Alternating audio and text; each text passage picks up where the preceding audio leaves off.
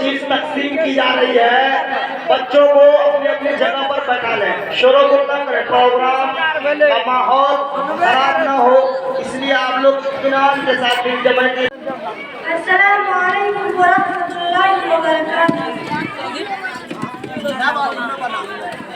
करना नहीं नाराज कभी तो खुदारा, माँ बाप नहीं मिलते हैं दुनिया में दोबारा।